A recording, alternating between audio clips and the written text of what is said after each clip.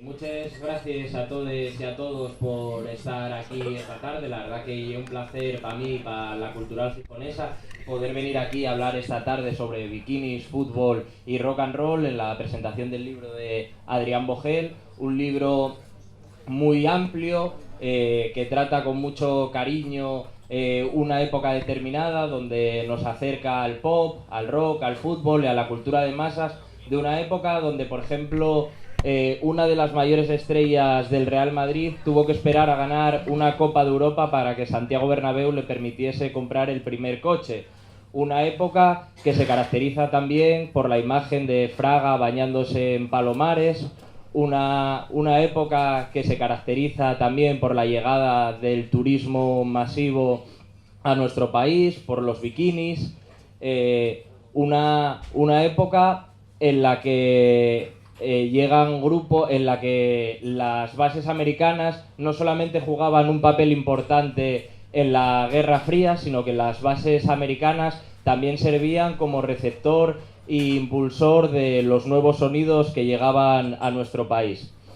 Un libro también que no solamente se lee, sino que también creo que se escucha y que acerca grupos como Lone Star, por ejemplo.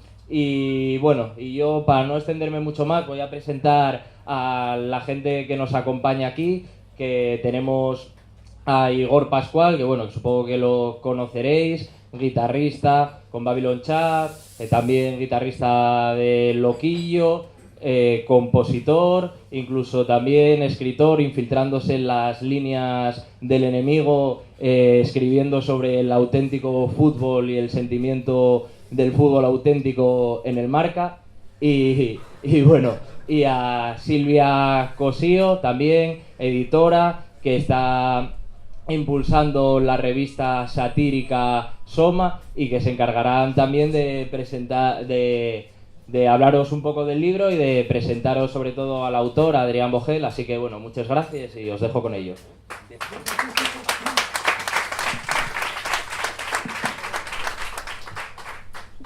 Va aquel que diu... No. Perdón. Buenas tardes, gracias por venir, gracias a todo el mundo por venir a la presentación de un libro que... Bueno, lo voy a coger. De un libro, la verdad es que me ha sorprendido muchísimo y voy a daros 2-3 razones por las que creo que no solo no hay que comprarlo, sino es un libro como para tener. No es un libro solamente de leer, sino que creo que tiene un punto de libro casi de consulta, ¿no? Y pues gracias Adrián por escribirlo, la verdad. Es un libro que merece mucho la pena. ¿De qué va el libro? Esa es la gran pregunta. Va de todo, va de muchísimas cosas. Básicamente yo creo que lo que jalona el libro es una historia de lo que de verdad atraviesa, lo que de verdad es transversal y está presente a lo largo de todo el libro. Yo creo que es la música. Básicamente es la música, desde Jorge Negrete, los tangos, el bolero, un montón de bandas, del 50 al año 77, que es el periodo del que trata el libro. Me gusta mucho que se haya detenido en el año 77 por una cosa, que es que parece que la música en España, cada vez que se lee una revista, cada vez que se ve un documental, un programa de televisión, un programa de radio, parece que la música en España nació en 1980 y que tenemos... Antes de la movida no existía nada, cuando para mí la mejor banda, y ahí coincido con Adrián, de España son Los Brincos, y un grupo que citaban antes también, que es Lone Star. La evolución de Lone Star es una evolución que no ha tenido ninguna banda en este país, por más que hablemos de Los Planetas, por más que hablemos de grupos que, fíjate qué independiente soy, la evolución de Lone Star a lo largo de toda su trayectoria es absolutamente increíble. Pasan de hacer rock and roll, a mezclar, a coquetear con el jazz, a coquetear con el metal, un grupo absolutamente infravalorado porque parece que en estas bandas, que en España solamente ha habido Radio Futura, Loquillo, Alaska, etcétera, etcétera, etcétera, que está muy bien, pero nos olvidamos de toda la gente pues que desbrozó este país y que como verdaderos héroes estaban tocando la guitarra y haciendo cosas muy difíciles en el momento. Me parece muy bien que se atienda a eso, además con una atención al detalle interesantísima. Todo el libro está tratado con mucho detalle, con una gran cantidad de información muy bien explicada, que no se hace nada pesada, nada azarosa de leer, entra bastante fácil y con una atención al dato y al detalle bastante bastante interesante, porque es muy poco habitual verlo, la verdad. ¿Qué más cosas es interesante este libro? Para mí lo importante, y es algo que se está perdiendo completamente, es que pone en contexto lo que son las bandas de aquellos años, es decir, desde el rock and roll mexicano, porque parece también que en este país, antes de Tequila, no había rock and roll en español, cuando en el año 54, 55, 56 ya había bandas en Cuba, ya había bandas en México haciendo rock and roll en castellano. Parece que tuvo que llegar Maurice o Alejo Stivel y Ariel Roth para enseñarnos a cantar en castellano, cuando no es así. Entonces hay un gran desconocimiento de nuestra propia historia, contado sobre todo por grandes grupos empresariales que les interesa un relato muy concreto y muy determinado de lo que ha sido este país, olvidándonos de grandes héroes y de que en el año 70 hubo igual 3 números 1 internacionales, como podía ser el de Miguel Ríos, podía ser el Black is Black, o podían ser los Teen Tops. O sea, quiero decir que... Los Teen Tops no. Los Pop Tops. O sea, quiero decir que lo que me interesa del libro es que, por ejemplo, ahora, sobre todo viendo cómo están los planes educativos. Yo cuando empecé a estudiar, cuando hice historia del arte, los 3 primeros años yo estudiaba arte, estudiaba literatura, estudiaba geografía, historia, bueno, típico, también un poco literatura, tal. Ahora, desde el primer año, la gente escoge, digamos, la rama de la que se quiere dedicar. Y eso lo que produce es una fragmentación de la visión de las cosas. Y pasa habitualmente con los historiadores del rock, sobre todo los que escriben en gran prensa, que ofrecen una visión de la música absolutamente descontextualizada. Es imposible entender a los Brincos sin entender las bases americanas. Es imposible entender muchísimas cosas sin atender a la relación entre el arte, entre la política, etcétera, etcétera. Es decir, no podemos entender la historia del rock sin entender el cine. Sin Marlon Brando casi no habría iconografía rock. Sin Andy Warhol casi no habría tampoco una manera muy concreta de entender el rock. Esto lo atiende de una forma a la española, porque es el de lo que trata, pero habla de cosas maravillosas como esas bienales de arte fabulosas donde Dalí se exhibía en favor del régimen, y que es tan complejo, pero lo cuenta con todo lujo de detalles. Habla de fútbol también, de lo importante que eran los fichajes extranjeros, lo importante qué significaba, todo contado con gran profusión de detalles. Habla de folk, habla de los planes de los planes que había de industria, la importancia del 600, por ejemplo, de coches. ¿Qué importancia tiene todo eso en la historia de la música en España? Eso me resulta realmente interesante. Podemos también, adivina el libro, nos explica exactamente por qué a los Beatles en el año 65 les dieron la orden del Imperio Británico, qué razones hay para que fueran así, cómo los Beatles salvan la economía británica prácticamente. Y esas cosas muchas veces no se nos explican, no se nos cuentan, y tenemos una visión como muy parca, muy breve, muy descontextualizada de las cosas. Y lo que hace Adrián de manera, para mí, magistral, es contarnos toda la historia de nuestro país a través de un prisma estético, de un prisma social, económico, y vuelvo a insistir, con una cantidad de información realmente apabullante. No es un libro para leer del tirón, hay que deglutirlo de una manera muy despaciosa, como mucha calma. No he dicho nada de Adrián porque siempre pensamos que no necesita presentación, pero sí voy a decir un par de apuntes sobre él. Es una persona que está muy ligada al mundo de la radio, que estuvo en grandes compañías discográficas, es decir, conoce, digamos, de qué va la vaina desde dentro, y él es el verdadero rey del pollo frito. Es algo que no se cuenta. Ramoncín, que se pone en primera persona hablando del rey del pollo frito, realmente se la dedica a él. O sea que yo creo que es un gran mérito que... No quiero seguir por este lado. Pero bueno, quiero que sepáis que eres el verdadero rey del pollo frito, y aquí veréis, aunque no habla de ello, sí que hay algún apunte autobiográfico que va jalonando con lo que, la historia que va contando, con lo cual la hace un poquito más personal, nunca tirándose el rollo, que se lo podía tirar, porque la gente cuando conoce a un famoso, o a Michael Jackson o a Leonard Cohen, como es el caso de Adrián, enseguida se pone muchas medallas, y el caso yo creo que él se va metiendo en el libro de una manera muy discreta y siempre aportando algo. La verdad es que es muy interesante, ha estado muy vinculado a muchas cosas. Ya para terminar y dar paso a Silvia, una cosa que creo que convierte el libro de un libro que es sobresaliente a un libro que es matrícula de honor, es que,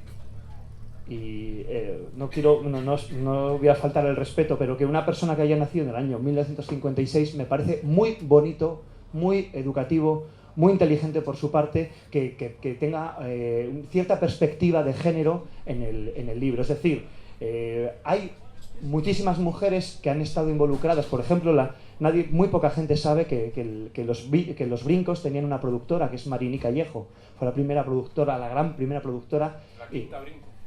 Y la llamaban así, o sea, los propios Era Brincos. La Jorge Martin de los Brincos. La Jorge Martin de los Brincos, sí señor, esto sí que mola. Y realmente sí que da mucho pie a tener una visión de género donde realmente las mujeres, sobre todo en esta época tan complicada, estamos hablando del año 50 al 77, y se cuenta con bastante... sí que se ponen y se cargan las cintas mucho ahí, y me resulta interesante porque sobre todo viendo que ahora hay gente muy joven, realmente gente que igual tiene 30 o 40 años y todos quieren ser Pérez Reverte, cuando... O sea, lo que me refiero es que mucha gente mucho más joven debería tener una mente quizá mucho más abierta, y Adrián, que digamos es una persona de cierta edad, o de edad indeterminada. 61. Ah, no son tantos, ¿eh? Pero... Y entonces, bueno, me parece que es lo que yo creo que redondea un poco el mérito del libro. No sé lo que te habrá llevado a escribirlo, simplemente la documentación es exhaustiva, está muy bien contado, porque muchas veces la gente que suelta muchos datos no siempre lo sabe hilar bien, y yo creo que es un libro lujoso, porque estoy harto, cansadísimo, agotado de leer libros sobre bandas españolas, sobre nuestra propia música, que no dejan de ser siempre colecciones de anécdotas. Por ejemplo, lees el libro de la biografía sobre Gavinte Caligari y es cómo se conocieron, cuando fueron número 1, cuando la compañía les echó, cuando se emborracharon juntos. ¿Y a mí qué cojones me importa? O sea, eso no me dice nada quiero decir, eso no dice nada del grupo. Eso es quedarse en la anécdota y hacer una especie de sálvame del rock, pero no es interesante, no te cuenta nada de nuestra historia ni de la historia del grupo. Adrián se aleja de todo eso y sí que cuenta de una forma nutrida todo lo que hay. Dejo paso a Silvia, que de manera más aristotélica y más inteligente hablará del libro, pero yo quiero hacer un hip hip hurra por el libro. ¡Hip hip!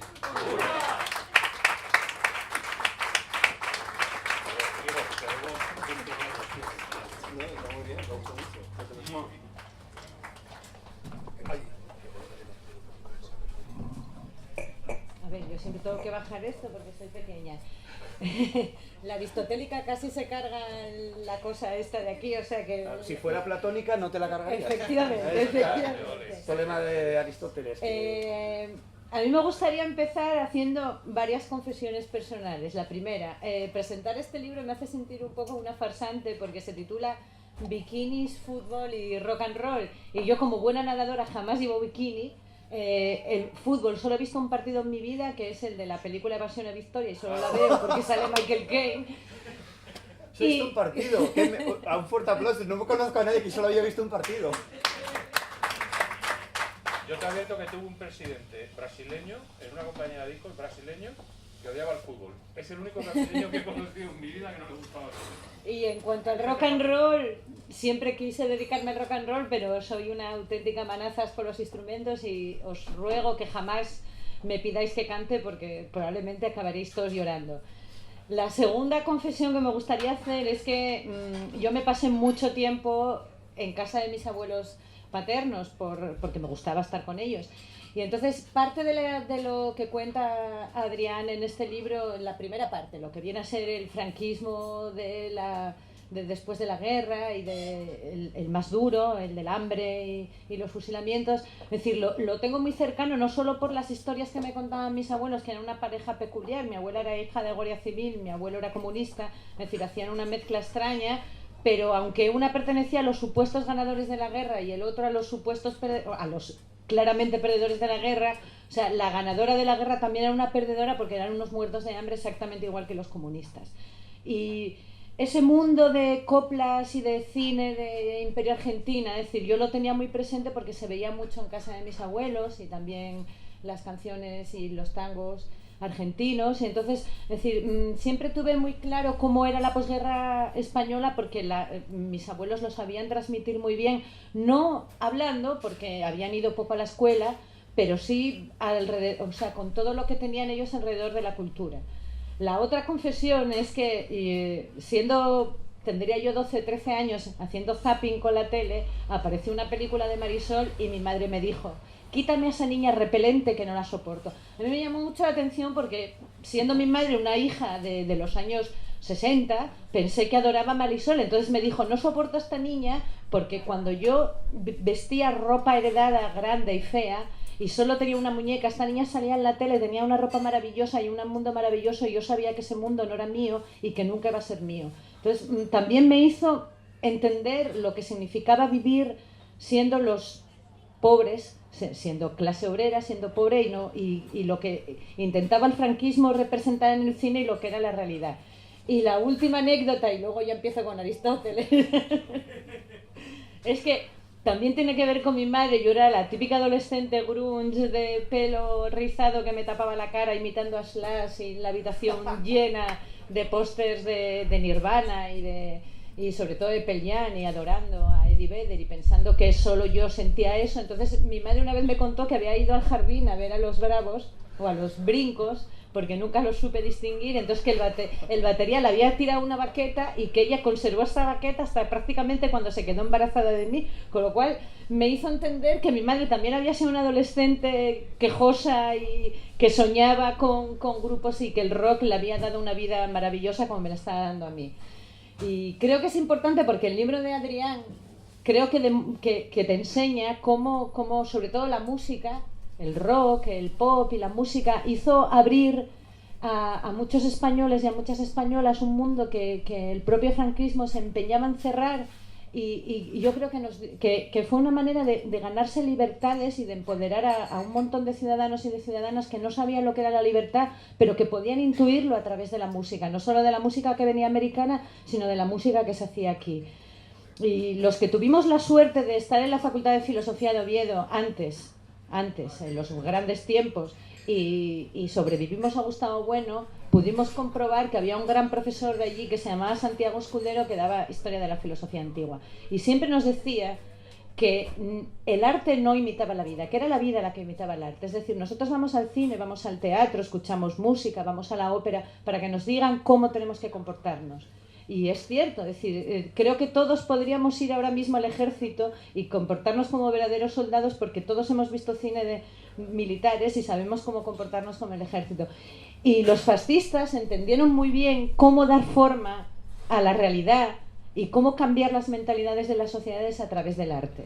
Y Franco lo hizo muy bien, es decir, lo hizo en la primera mitad de la posguerra a través de un cine absolutamente terrorífico que yo me vi, de Imperio Argentina, donde tú sabías todo lo malo que te iba a pasar si tenías deseos sexuales o independencia de pensamiento. Imperio Argentina siempre acababa fatal en sus películas.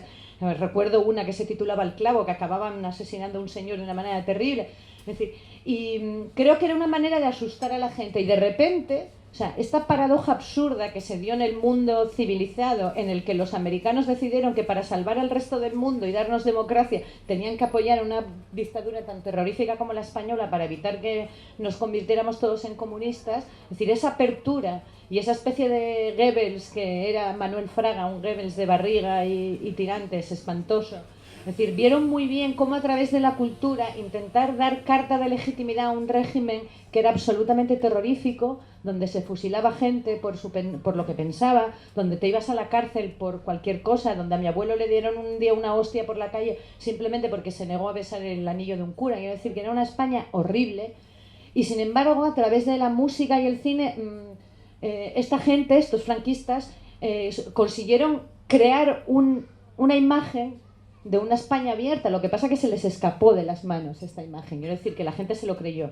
Y se lo creyó tanto que hoy en día podemos vivir en democracia. Pero también es interesante saber cómo el régimen fascista intentó aprovecharse del fútbol y del rock and roll para darse carta de legitimidad, y cómo a través de esta legitimidad mucha gente se fue infiltrando de manera silenciosa en el mundo de la cultura popular, que ya sé que a ti no te gusta que se hable de alta cultura y de baja cultura, pero creo que es interesante manejar estos términos a nivel básico, es decir, porque gracias a eso, es decir, muchos y muchos descubrieron que existía algo que se llamaba rock, y el rock era libertad, y el rock también era sexo, y el rock era feminismo, y el rock era enseñar los pechos en la playa, y el rock era muchísimas cosas maravillosas. Y yo le estoy muy agradecida a Adrián porque creo que con la lectura de este libro me reconcilié con parte de la cultura popular española que tendemos desde cierta izquierda a veces a despreciar, y te das cuenta de esa labor que entre todos fueron creando para que ahora tengamos una sociedad objetivamente muy mejorable, pero desde luego a años luz de aquella tragedia en la que vivimos, o en la que vivieron más bien durante 40 años nuestros padres y nuestras madres.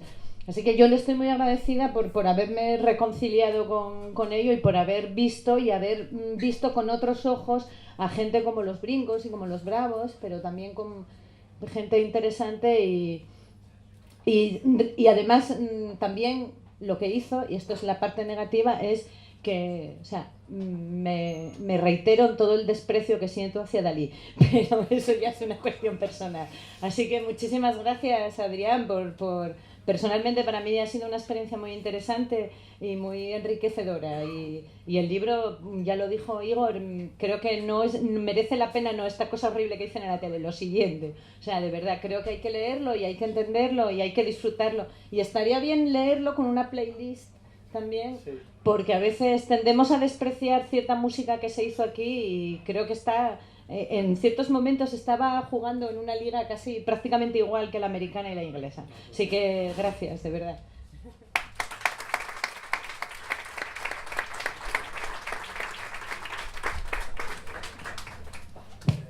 ¿Lo coges a lo Julio? Sí, exactamente. Que, bueno, pues vaya papeleta, ¿no? Muchas gracias por estar aquí, muchas gracias por estas palabras que me dejan así como abrumado. Y un poco recogiendo el guante de lo que decía Silvia de la playlist para el ebook, que se supone que saldrá en unas semanas, en el mes de julio, habrá listas de Spotify de cada capítulo. De hecho, es culpa mía que no esté, porque lo tenía que haber terminado y haber entregado, pero estoy aquí, y a las 4 de la mañana de hoy se me colgó el ordenador, con lo cual ya dormí unas horas y ya a las 8 ya estaba en pie para desayunar y venir para acá. Pero me falta capítulo y medio. Llevo 285 canciones. Calculo que las listas en total serán 300 y pico. Sí me gustaría recoger varios apuntes que han esbozado los tres que me han precedido y explicar un poco que el libro tiene, digamos, cuatro ejes, ¿no? Uno que es bastante sorprendente porque no se entiende, que es la influencia del movimiento de los derechos civiles estadounidense en España. No voy a entrar en hablar de las brigadas Abraham Lincoln, de la figura de John Hammond. Su tío fue el último embajador de Estados Unidos en España antes del estallido de la Guerra Civil. No voy a hablar de George White visitando el frente. No voy a hablar de cómo en Nueva York, que era la capital roja y judía de Estados Unidos, es donde más dinero se recaudó para la Guerra Civil Española, en la que una vez más aparece John Hammond. Es decir, eso lo voy a dejar de lado y voy a hablar de cosas que son de cultura popular, de cultura de masas, ¿no? Y aquí en el año 67 una película de Stanley Kramer fue un exitazo de taquilla. Adivina quién viene esta noche. La trama de la película era muy sencilla. Era una chica de clase burguesa media alta en Estados Unidos, o sea, millonarios. Se echa un novio y el novio resulta que es Sidney Poitier, que es negro, lo que hoy llamaríamos afroamericano en el lenguaje políticamente correcto. Esa es la trama de la película. Eso fue un éxito en España. Por ejemplo, en Madrid, en el Cine Amaya, que es el cine de la burguesía, o era el cine de la burguesía, cuando los cines tenían un cierto significado social, el cine a los que iba mi madre y sus amigas y todo eso. Esa era la película donde echaban las películas estas de Anthony Quinn, de las sandalias del pescador. Esa película en el año 67 fue un éxito. Yo en el libro me remonto antes, me remonto a la llegada de Antonio Machín. Antonio Machín llega en plena posguerra española, en el año 40, huyendo de los nazis. La embajada cubana en París, que es donde él estaba triunfando en aquel momento, le aconseja venirse a España, entra por Barcelona. Y Antonio Machín, entre muchas cosas, nos trae las maracas y nos trae el son. Antonio Machín se instala en Sevilla con su hermano, son los dos únicos negros, en este caso serían afrocubanos, que viven en Sevilla y responden a una característica de mestizaje que era la propia que se conocía en España, que era el del inmigrante que hace las Américas. Entonces el hombre conoce a una mujer de ahí y tienen relaciones, descendencia, etcétera, etcétera. El padre de Antonio Machín era gallego y su madre era cubana. Antonio Machín en España se enamora de una rubia cordobesa y aquí ya tenemos un mestizaje que es al revés, ¿no? Antonio Machín, al ser una estrella, y al ser una estrella de la canción popular, de pronto está creando ya un parámetro de normalización que es el racial. Uno de los mayores éxitos de Antonio Machín se llama Angelitos Negros. Es decir, podemos enterarnos o no enterarnos, verlo, no verlo, ignorarlo o acreditarlo, pero es. Y no hay nada más verdadero que lo que es. A mí me pone a explicar que 1 más 1 es 2 de 1000 formas, pero 1 más 1 es 2. Bien, ya si entramos en matemática cuántica, a eso no llego, de eso no sé. Y en la España de la que yo hablo, la cuántica desde luego no tenía nada que ver. Pero es que hay más cosas. Tenemos una canción que se llama Ayer tuve un sueño, compuesta por Manolo Díaz, ilustre asturiano y nombre importantísimo de la historia del pop rock nacional, el primer cantautor protesta que hubo en España. Él tuvo, por una serie de circunstancias, la fortuna de asistir en persona a la marcha de Martin Luther King y el famoso discurso de Have a Dream, ¿no? Él compone una canción que se llama Ayer tuve un sueño. Ayer tuve un sueño fue un éxito pop hecho por Los Pasos, que era un grupo que lideraba un jovencísimo Joaquín Torres, y esto, si se me olvida recordármelo, porque quiero hablar de la precocidad del rock y cómo la gente joven toma el poder a través de esa música. Y él también canta esa canción, es decir, que tenemos esa misma canción, Ayer tuve un sueño, que es un éxito por un grupo, haciéndola en plan beat, en plan Beatles, y el propio autor, que la hace, digamos, más de cantautor de palo con cello, que era lo que se estiraba en la época, ¿no? Tenemos una portada de Miguel Ríos que se llama Unidos, que es justo después del Himno a la Alegría. Estoy dando saltos en el tiempo porque estoy hablando de memoria, pero en el libro está cronológicamente, que se ven dos brazos unidos como si fuese un pulso, y es justo el disco que va después de Himno a la Alegría, es decir, que es un disco importante de Miguel Ríos después de un número 1 en España, en Inglaterra, en Alemania, etcétera, etcétera. Y entonces un brazo es blanco y otro brazo es negro, que en realidad está replicando el disco de Eric Burdon y War, el primero, el que venía Spill the Wine y Tobacco Road, que era también parecido, ¿no? La forma de los brazos era diferente porque en el de Eric Burdon era una U, ¿no? Un brazo blanco y un brazo negro. Tenemos los Pop Tops, que los ha mencionado Igor antes, que tienen dos éxitos europeos y españoles. Uno de ellos es Oh Lord, Why Lord, que trata el tema cantado en inglés.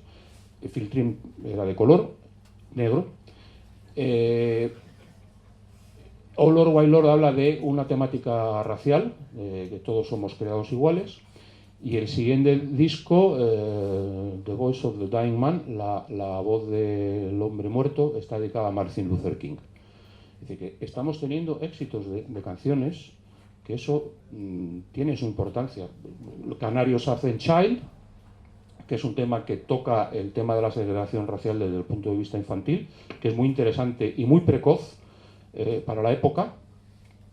Y tenemos una artista pop importantísima como Janet, que venía de triunfar con Picnic, con el Cállate Niña, con el Soy Rebelde ya como solista, que era una canción de Manuel Alejandro, que probablemente sea el compositor español de mayores éxitos a ambos lados del Atlántico.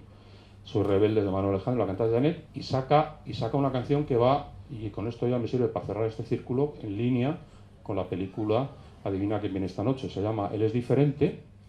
Es la adaptación al español de un tema de Janis Ian, Society Child, lo cual, por cierto, es bastante sorprendente porque Janis Ian no deja de ser una desconocida en España, y la letra en español la hace María Hostiz. mujer de Ignacio Zoco, del Real Madrid de los Yeyés, que empezó como chica yeyé, y que Miguel Ríos le cantó Nadie sabe cómo sufrí. María Hostiz, curiosamente, luego pues se la conoce como ñoña, ¿no? Porque tenía temas ñoños, tampoco pasa nada, ¿no? Bien, entonces, una vez dicho esto de lo de los movimientos de los derechos civiles y su influencia en España, creo que estamos manejando datos que afectan no a decenas o cientos de personas, o sea, estamos hablando de miles de personas. Y eso es una semilla, y grano a grano se hace montaña. Vamos al fútbol. El Wyoming, cuando leáis el prólogo, que es brillantísimo, yo creo que es lo mejor del libro, se llama Dame un ombligo y moveré el mundo. Me parece que eso ya define. Leéis el prólogo, y en el prólogo habla del rock and roll y de los bikinis. No habla del fútbol porque no lo entendió. El 10 de mayo hicimos la presentación en AMLAC y evidentemente él hizo de Igor, ¿no? Él estuvo presente y confesó que se tuvo que leer el libro para entenderlo, lo cual es culpa mía, porque no se lo supe explicar. Es evidente, ¿no? La culpa nunca es del público, la culpa es del que lo cuenta, ¿no? Y bueno, espero hacer hoy mejor labor. Yo en el fútbol, aparte de que en cada cosa cojo unos exiliados que son famosos, y me gusta estar en Asturias porque el futbolista que escojo para el tema del fútbol es Isidro Lángara, cuyos récord goleadores en Argentina siguen vigentes.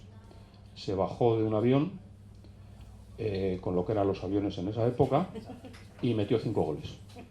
Con el equipo que el Papa Francisco, ¿cómo se llama? El San Lorenzo de Almagro.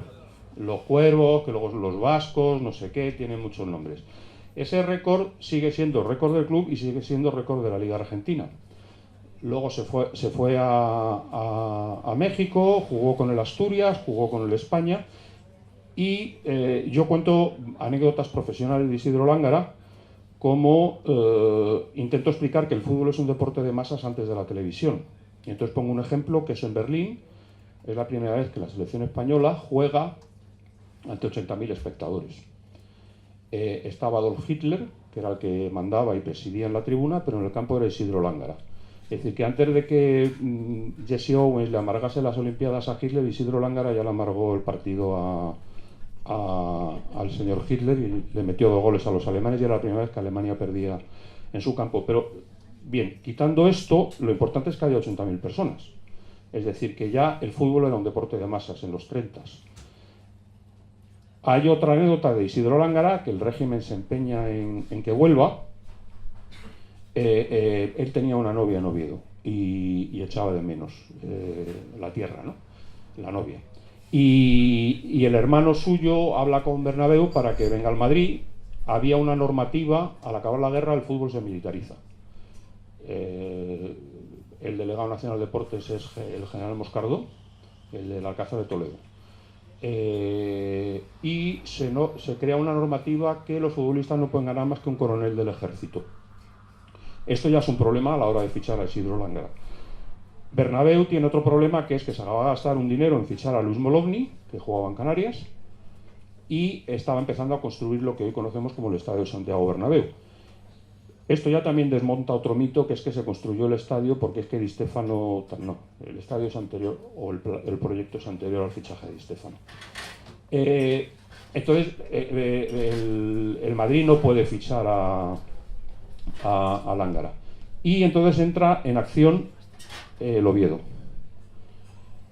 Uno de los mayores seguidores del Oviedo era el hermano de Carmen Polo, la mujer del dictador. Y entonces él es el que se encarga de solventar todos los papeleos, todos los problemas de un exiliado, que vuelva a España, que no tenga problemas, y misteriosamente ya los futbolistas pueden ganar más que un coronel del ejército. Está claro que el régimen le interesa el fútbol, pues no le va a interesar algo que mueve personal, ¿no? Otra cosa que hago yo en el capítulo del fútbol, aparte de contar este tipo de cosas, es hago una relación de cómo el fútbol sirve de polinización cultural. Al ser un deporte de masas al popularizarse la aviación, al empezar a crearse charters, empieza a haber seguidores que viajan con los equipos. Esto evidentemente puede tener una influencia en el poder adquisitivo de la gente que viaja. Pero tenemos situaciones como, por ejemplo, puede ser el Mundial de Inglaterra, que es en 1966, estamos hablando de Londres, el Swinging London, o sea, vamos, yo creo que es probablemente el mejor Londres de la historia de Londres. Es el Londres de los Beatles, es el Londres de los Rolling Stones, es el Londres de los Who, es el Londres que empieza la psicodelia, los primeros discos de Pink Floyd, o sea, te quiero decir, entonces aquí esos españoles que siguen a la selección española, que vienen de lo que decimos una España en blanco y negro, llegan al Reino Unido en colores. España, ¿y por qué van a seguir los españoles al Mundial, a seguir a la selección española? Porque España era favorita para ganar el Mundial. ¿Por qué era España favorita para ganar el Mundial? Porque España venía de ser campeona de Europa 2 años antes, en 1964. Y no lo fue en 1960 porque una dictadura militar no tuvo los cojones de enfrentarse al enemigo, a la Unión Soviética. Es una cosa que me parece sorprendente que un ejército no se atreva a pelear. O sea, es que, o sea, y den las pantadas, o sea, es una cosa absurda. Eso ya pasó también con el baloncesto en los 50, con el Real Madrid de baloncesto, que no lo dejaban jugar finales de Copa Europa contra los rusos. Es una cosa absurda. Bien, España, 1966, favorita. España es campeona de Europa del 64, que precisamente ganamos la Copa Europa ganando en la Unión Soviética en el Bernabéu, que era la primera vez que la banderita roja con la y el martillo ante 100.000 personas y el himno de la Unión Soviética en el Bernabéu con todo el mundo de pie y en silencio. Estaba, lo vi. Y además el Real Madrid, yeye, es decir, vuelve a aparecer la música en la ecuación, es campeón de Europa. El Madrid había ganado su 6ª Copa de Europa. España es claramente favorita. España hace un mal mundial. España juega 3 partidos, le toca lo que podríamos llamar el grupo de la muerte, Alemania, Argentina, Suiza, y nos volvemos para casa. En esos 3 partidos hay 180.000 personas. Eso es mucha gente. Digamos que de esos 180.000, por lo menos la mitad son españoles, 90.000. Vamos a decir que son muchos. Vamos a bajar la cifra. La bajamos a 50.000, a 60.000. Son muchísimos españoles que flipan con esa Inglaterra. Eso tiene un peso. A esto añadamos que hay competiciones europeas. Hay una cosa que se llamaba la Copa de Europa, otra que era lo que ahora es la UEFA, que se llamaba Copa de Ferias, y está la Recopa, que ya no se juega, que era para los campeones de Copa. En España era la Copa del Generalísimo. Entonces yo doy una relación de dónde viajan todos esos clubes españoles a jugar competiciones. En aquella época había 2 Alemanias. Estaba la Alemania Democrática y la Alemania Federal. Eso cualquier español que vaya a un sitio u otro lo ve. Pero es que también jugamos en Sofía, o en Tirana, en Ámsterdam, en París, en Londres, ¿no? O sea, la gente lo ve. Y lo ve y lo compara con lo suyo. Todo eso tiene un peso. Tardará más, tardará menos, pero tiene un peso.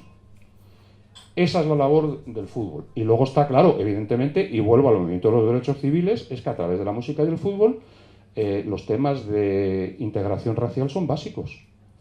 ¿O qué pasa? ¿Que Chuck Berry no era negro? ¿O Little Richard? ¿O Antonio Machín? Vamos al rock and roll. Y aquí entro yo en el tema del género. Y quiero dar las gracias a la Sociedad Cultural Giconesa por atender una petición. Porque claro, yo en el libro me tiro el rollo con las mujeres, ¿no? Y entonces, de repente, veo y digo, tío, esto no puede ser, esto, no, o sea, no, aquí tiene que haber una mujer, ¿no? Y bueno, gracias a la Sociedad Cultural, porque tardaron creo que 30 segundos en entenderlo y en decir que sí, y a Silvia por aceptar, ¿no? Yo en el libro hablo de las pioneras. Y si vamos a hablar de rock and roll y del primer rock and roll que se hace fuera de Estados Unidos, que es el país de origen, ese primer rock and roll, ese primer grito de rock and roll se da en México y lo da una mujer, Gloria Ríos. Curioso, ¿no? Pues no, es que hay mucho de eso. Yo en el libro enseño una foto de la primera batería mujer que hubo en España. Hablamos de Marini Callejo, pero es que hubo más directoras artísticas.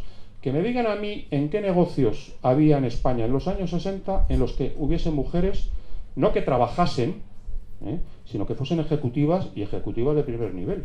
Yo cito unas cuantas. Voy más allá. Que me digan a mí en la España de los 70, incluso al principio de los 80, en qué negocio había una mujer que dirigía la producción en una fábrica. mi María Jesús López en la fábrica de CBS, que es donde yo trabajaba en Alcorcón. No pasaba en IBM, no pasaba en SEAT, no pasaba en CBS, que era una compañía de discos, y un nido de rojos, por cierto. Que es una cosa también curiosa.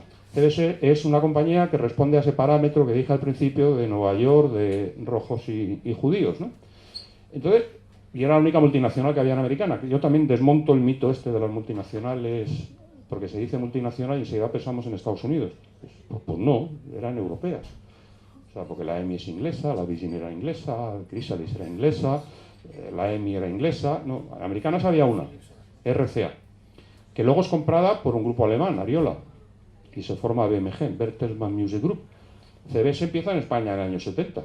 Y hoy en día, de las 3 multinacionales que quedan, solo una es americana, que es el grupo Warner, que pertenece a un fondo de inversión en la que el dueño es un ruso, que no sabemos ahora si es argentino o es estadounidense, un personaje un poco turbio. Pero digo, es que lo que estaba pasando en esas compañías, y yo doy otro dato, de las 8 compañías en un momento dado que pitan en España, cuando las compañías de discos eran sexys, de esas 8 compañías, 3 estaban dirigidas por gays.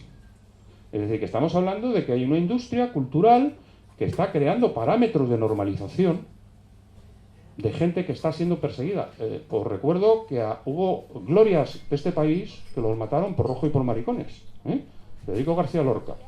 Que a Miguel de Molina le pegaron una paliza y se tuvo que ir a Argentina. Y de los 3 que le pegaron la paliza, uno era el director general de seguridad. Es decir, que hay un director de una multinacional que se fue por rojo y por republicano y por gay se tuvo que ir a México, huyendo. Es decir, que estamos hablando de cosas que hoy nos parecen cuentos del abuelito y que están muy recientes, ¿no? Entonces, bueno, eso se consigue a través del rock and roll. Hablábamos antes de los brincos y los bravos. Yo ahora estoy en plena campaña, como si fuese promotor de un festival de indies, y que contrata al dúo dinámico, en reivindicar al dúo dinámico. Porque es que me irrita muchísimo cuando digo, es que el dúo dinámico eran, ¿cómo dicen? Blandengues, no, ¿cómo es la palabra? No. Babosos, cursis. Sí, es por ahí, pero tal. Y otra vez, exacto. Bueno, entonces yo digo, pero vamos a ver, los que me dicen esto pretenden que el dúo dinámico hiciese heavy metal 20 años antes de que Black Sabbath inventase el heavy metal. Es que no lo puedo entender. Sinceramente, es que son cosas que me parecen absurdas. Si descontextualizamos las realidades, no nos vamos a enterar nunca. El dúo dinámico consiguen una cosa que es importantísima y además me sirve para hablar de la gente joven. Ya hemos hablado de los temas raciales, hemos hablado del tema mujeres y ahora vamos al tema jóvenes. Y eso, desde luego, el rock and roll es clarísimo. En el mercado de canciones que existía hasta ese momento, y yo me empeño en llamarlo mercado de canciones, lo que funcionaban eran las versiones. Había compositores, autores profesionales que podían colocar la misma canción a distintos intérpretes, o si se la colocaban a un intérprete y ese intérprete tenía éxito, se hacían versiones. El dúo dinámico, que eran 2 chavales de fábrica, como Estopa hoy, o cuando Estopa empezaron, de una fábrica militarizada de motores de aviación, consiguen varias cosas. Consiguen componer, consiguen que les hagan caso y que les saquen sus canciones, y además tienen éxito. Eso abre las puertas a un montón de chavalas y chavales, porque hasta ese momento el mercado de canciones era de versiones, que también se puede entender desde una lógica empresarial, porque tú cuando haces la versión de un éxito estás apostando, estás invirtiendo sobre caballo ganador, ¿no? Entonces a ti lo que te interesa es vender discos. Lo del arte ya veremos. O sea, bien, que queremos hacer arte, vale, perfecto. Lo que queremos es vender discos. Y luego ya haremos arte. Y si no vendemos discos no podremos hacer arte. Es lo que yo llamo equilibrio lógico. Es decir, que si yo no tengo a Julio Iglesias, yo no puedo sacar a Triana. O bueno, en el caso de Triana es si no existen Gaby, Fofo y Miliki, no puedo sacar a Triana.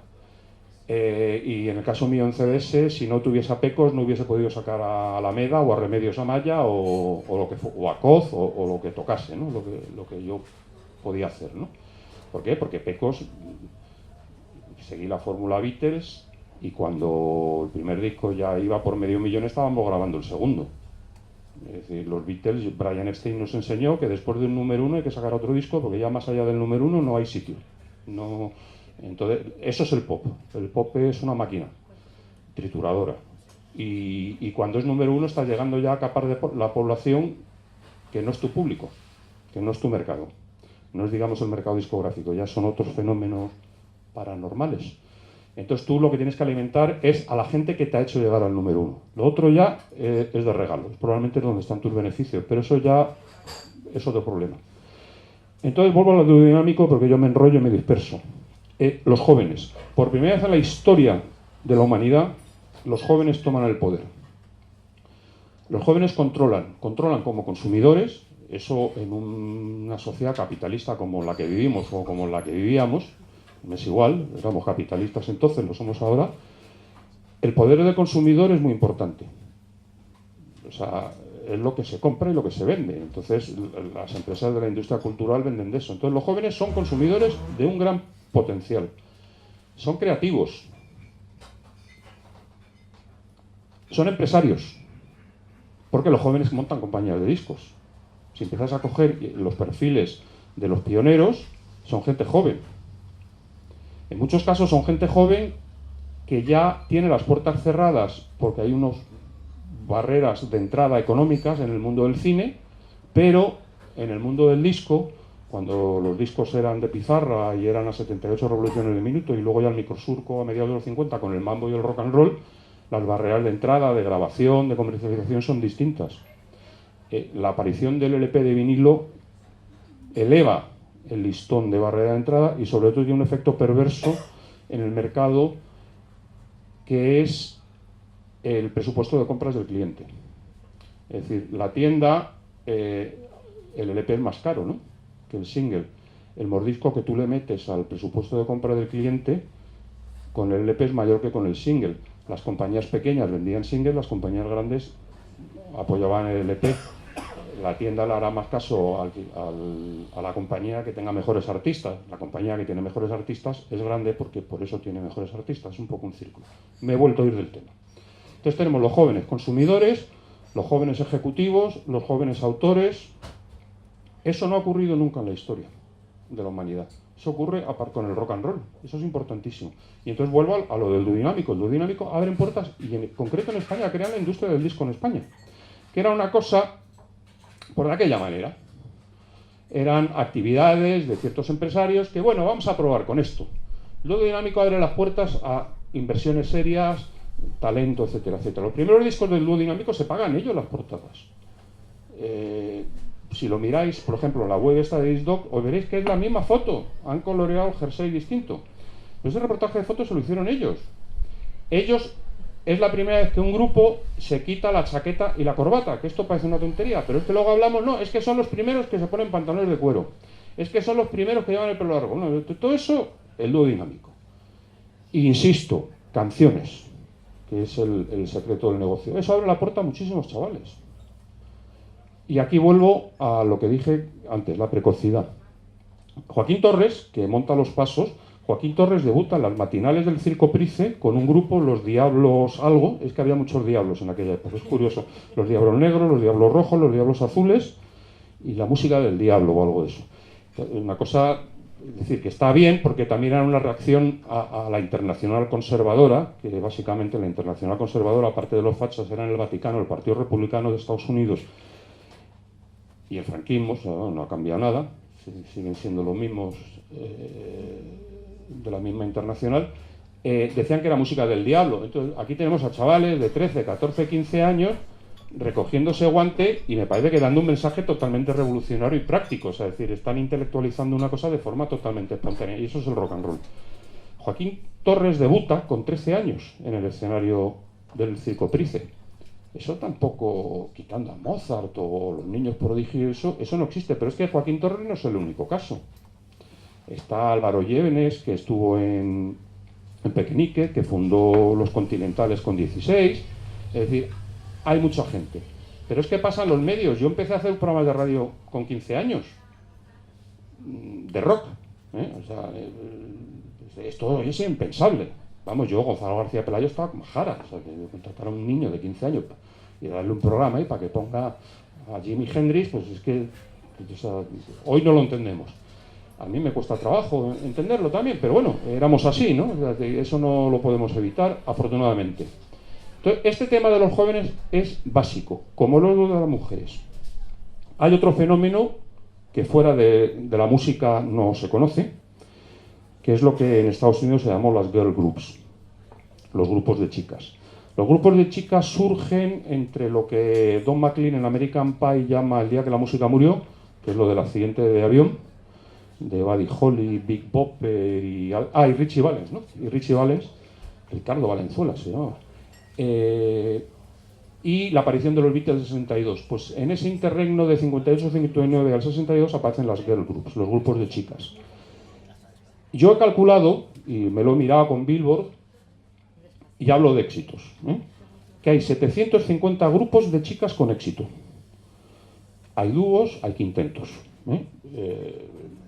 Bien, hay pocos dúos y hay pocos quintetos, lo que más hay es sobre todo cuartetos, pero yo cojo de media tríos, para no exagerar.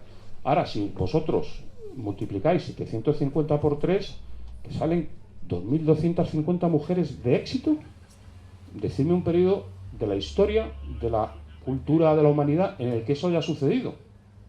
Pues oye, sucedió en nuestro mundo, en el del rock and roll. Y creo que deberíamos de estar orgullosos y airearlo. ¿Qué es el movimiento de las chicas DJs? Es la respuesta francesa a las girl groups. Es decir, que eso viaja. Cuando hablo de las girl groups estoy hablando de las Ronettes o de las Supremes. Es decir, estoy hablando de grupos blancos, grupos latinos, grupos negros, de la Motown, de Phil Spector, llamarlo H. En esa época también encontramos empresarias.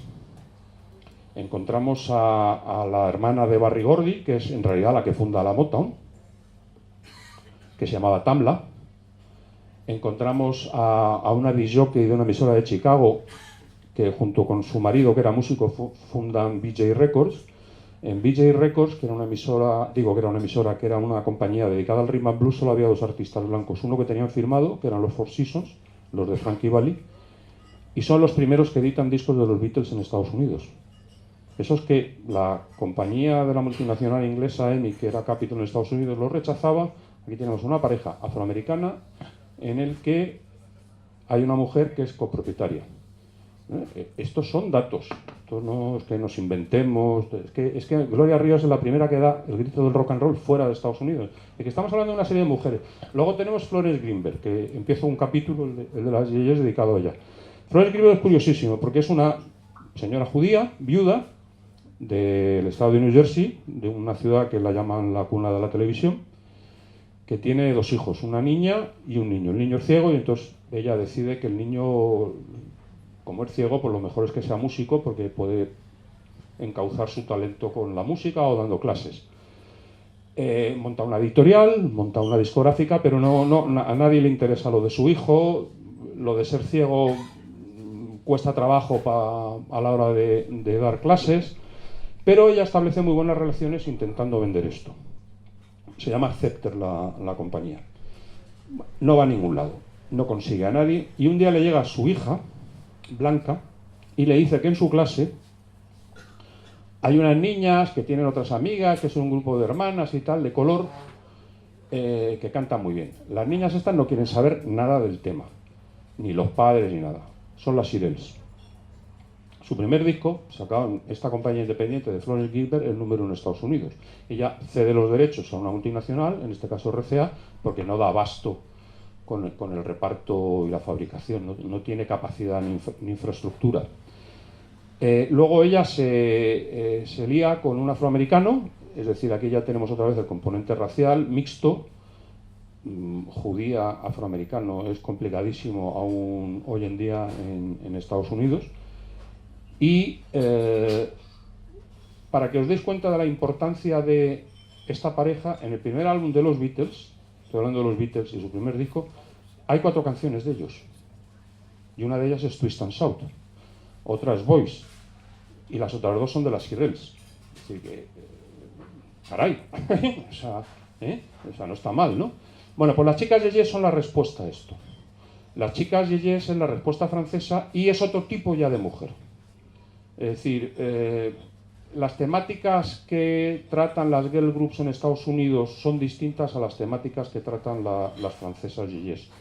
Las chicas francesas no se quieren casar, las chicas francesas llevan pantalones, las chicas francesas, no sé, François Hardy, Sylvie Vartan, son yeyes. En España esto produce otro efecto sorprendente, que es que los chicos queríamos ser yeyes, que es una cosa rarísima, o sea, no ocurrió en ningún otro país. O sea, tenemos las chicas yeyes italianas, las francesas, las chicas yeyes españolas, pero chicos yeyes solo ha habido en España. Bueno, interesante, ¿no? La influencia de las mujeres en el mundo de la música. Y luego dos datos importantísimos de la influencia de la mujer en el mundo de la música. Uno es muy práctico. Son las que más discos compran, las que más entradas de conciertos. Entonces ya a partir de ahí, eso hay que tenerlo en cuenta. Y el segundo dato es una cosa importantísima desde la historia de los tiempos. La música popular está asociada al baile. La música se baila. Me da igual que sea lento, agarrado o haciendo gimnasia. Digo, porque hay piruetas del breakdance y de eso que hace falta estar... Pero bueno, también del primer rock and roll o incluso del mambo. Y cuanto más sexual sea, más éxito tiene. Porque, si lo pensáis, el baile no deja de ser una representación artística del acto. Entonces, eso es lo que nos mueve. Por eso estamos aquí y estuvimos hace 100 años y nos propagamos. Y desde la noche de los tiempos, desde que alguien descubrió el fuego e hizo una fogata y la luna, se cantaba y se bailaba. Y eso es la música popular. Por eso no me gusta lo de alta y baja cultura. Porque además lo que se considera alta cultura tiene un origen que es bajo. Los valses, por ejemplo, que es el primer baile de la historia que las parejas bailan agarradas, que hasta entonces no se bailaba. Y el vals fue introducido en la corte vienesa por un músico valenciano. He dicho.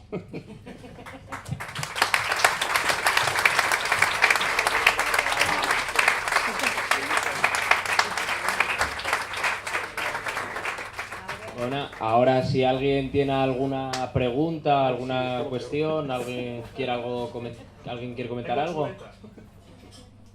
Ahora hay el momento, vamos, hay micro, o si no a capela, como veáis. He aburrido a la gente salir. Pero por favor no preguntéis todos a la vez, Pero el señor ha quedado muy claro. Parece que lo tenía hasta preparado, ¿no? Bueno, hay una pregunta que se me hace siempre y como no se me hace ya no la cuento. ¿Cómo? ¿Puedo coger esto? No me coges. Ah, bueno, vale. Sí, pues ya de pie no puedo. Ya a estas edades lo del de pie. Yo lo de pie no me... A mí me gusta, tú eres nadadora, ¿no? A mí me gusta la natación porque se hace tumbado. Es una cosa... Y la superficie no te perjudica, no tienes...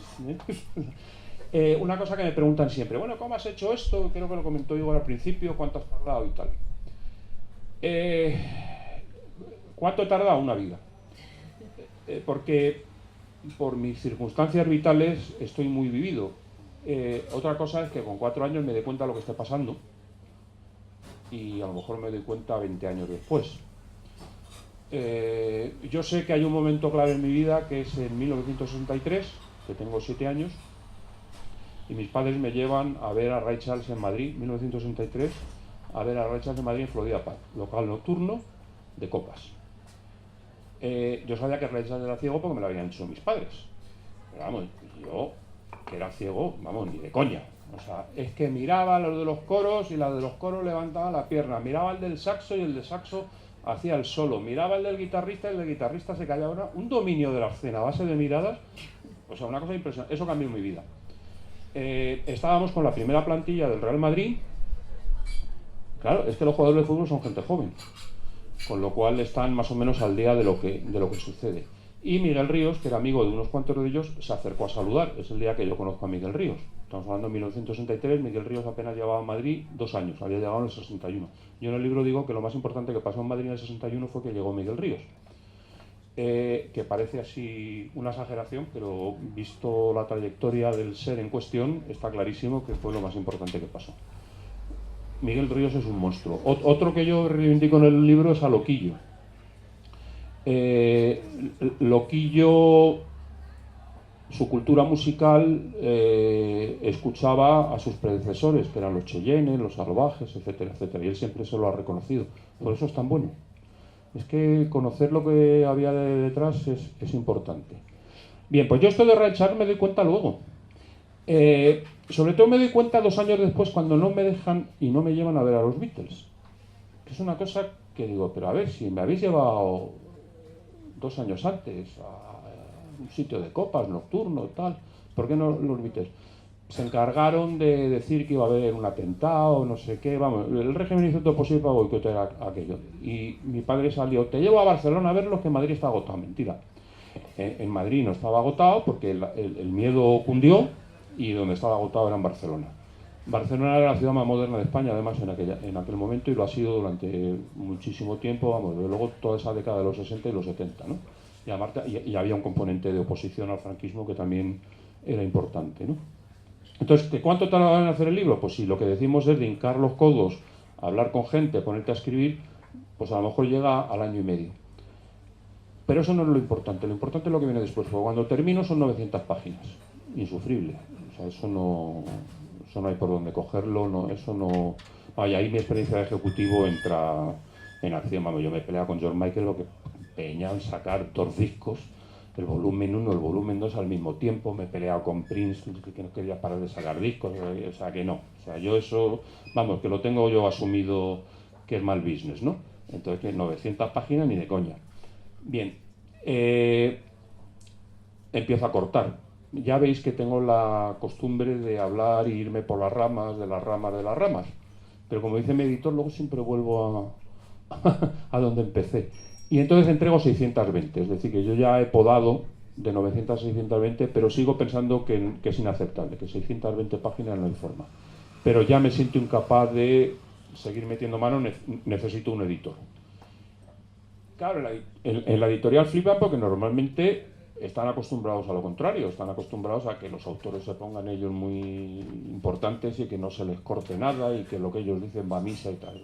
Yo es todo lo contrario.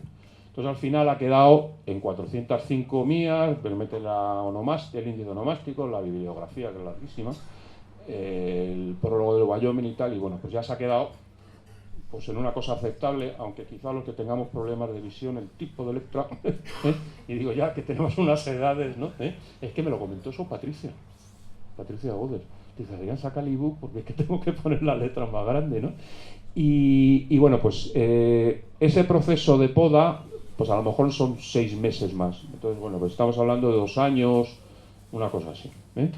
Yo lo entregué esto, estamos en el 2017, las 620 las entregué en diciembre de 2015. Y ya la poda se acabó en agosto del 2016 porque la editorial lo quería sacar para Navidad y me negué. Yo no saco un libro en Navidad ni de coña, ¿no? O sea, nosotros en discos, los artistas nuevos desconocidos los sacamos en enero y en febrero. Y en Navidades sacamos los artistas gordos. Si yo no soy nadie, en Navidades no sale esto. Entonces empecé a poner pegas, a poner zancadillas, tal cual. Y ellos empezaron a jugar conmigo, porque sabían lo que estaba haciendo, tontos no son, ¿no? Y bueno, pues esa es un poco la historia. Os he jodido 3 preguntas que no ibais a hacer. Ay, no, yo hablo de viva voz, no necesito micro. Yo te quería preguntar, tú hablas de la influencia de la música, que es obvia, en los cambios sociales y políticos en el mundo occidental en esa época. ¿No te da la impresión que en el momento actual la música ha perdido esa capacidad de influir, de cambio? A ver, sí pero no, me refiero, sí, pero tengo 61 años. Entonces, no estoy al día. Entonces ahí quizá yo... Es que si yo me cojo lo que yo escucho, pues no refleja, quitando despacito. No, es que me entusiasma. Quitando ese tema, yo no escucho... Antonio, veníamos en el coche que hemos escuchado un gran éxito de Aretha Franklin, el Sgt. Pepper, el Leonard Cohen, que anuncia que se nos muere,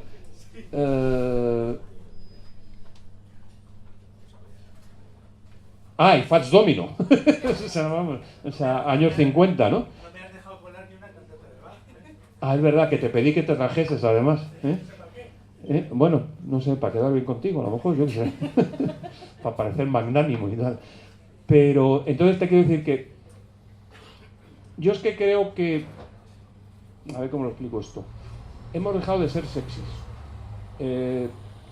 Los chavales ya no quieren ser... Los chavalos o las chavalas, me da igual. No, ya no quieren ser artistas. Ya no quieren ser músicos. Están en otra onda.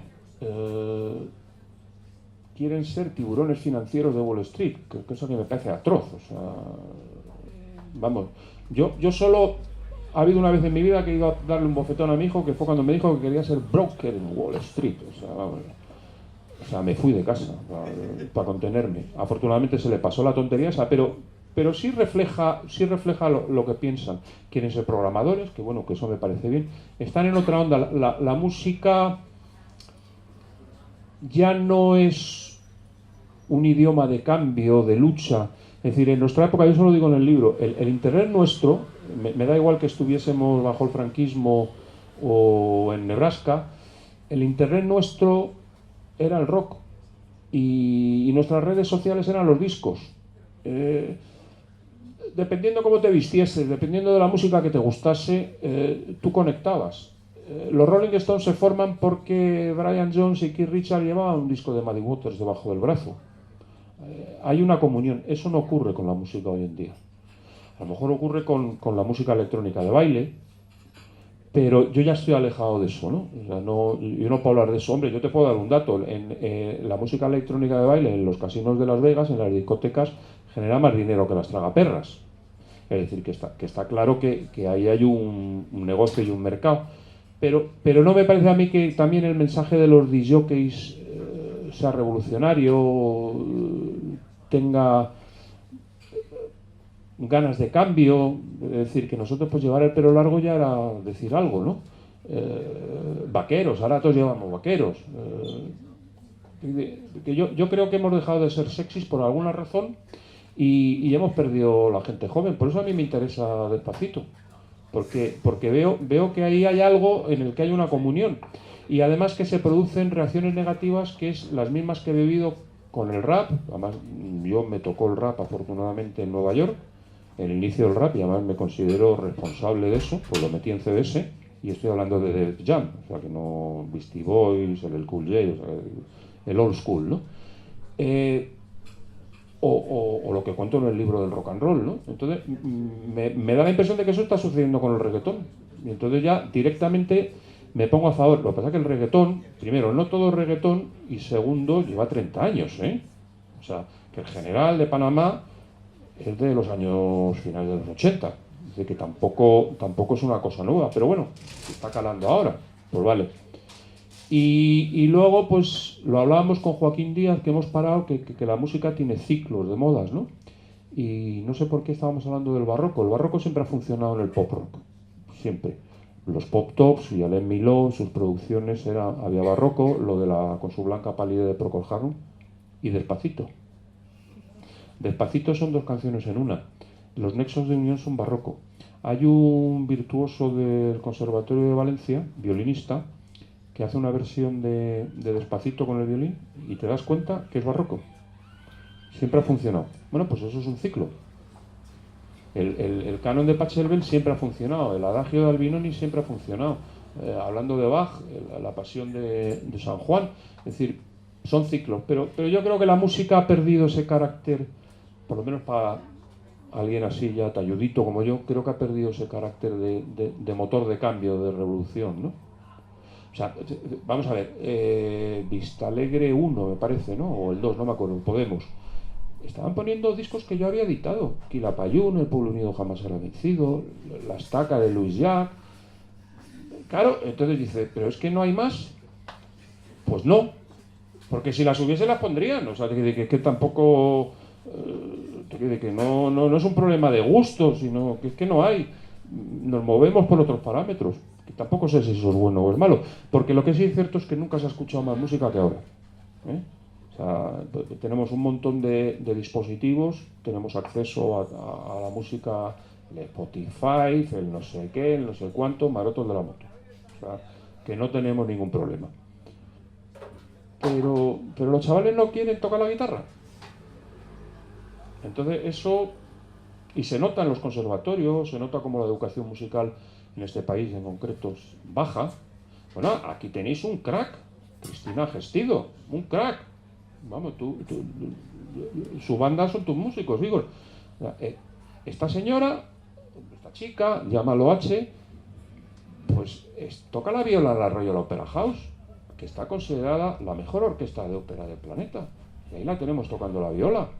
Es que el otro día, yo la conocí el otro día en Madrid viendo a un grupo infecto, una actuación lamentable, los Posies, estas cosas que nos vende la crítica, dos tarras que no se hablan entre ellos, una cosa vergonzosa, y salió ella y levantó la audiencia, o sea, con una presencia escénica, cantó, toca la guitarra, toca la viola eléctrica, y bueno, pues ahora que cierra, porque está en la orquesta de la Royal Opera House, pues cierra la temporada de conciertos en la Royal Opera House y se va de corista de Sting. Y es de aquí. Aparte de Igor, ¿la conocéis algunos? Sí, ¿no? Pues bien, me alegro. Mandadla besos de mi parte. Pero es una crack, ¿no? O sea, es una cosa espectacular. Y entonces, joder, sí. O sea, ¿y esto cómo es? Bueno, pues ha tenido que ir a Londres. Bueno, pues igual la va mejor en Londres que aquí. Pues no sé si estoy contestando a tu pregunta, pero de luego creo que sí demuestro decepción, ¿no? A su pregunta y a la de todos. O sea, a todas a la vez.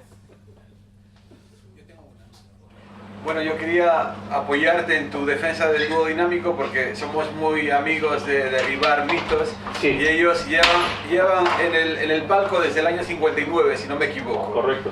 Y después, ya yendo a lo puramente musical, yo creo palco que... en Brasil es escenario.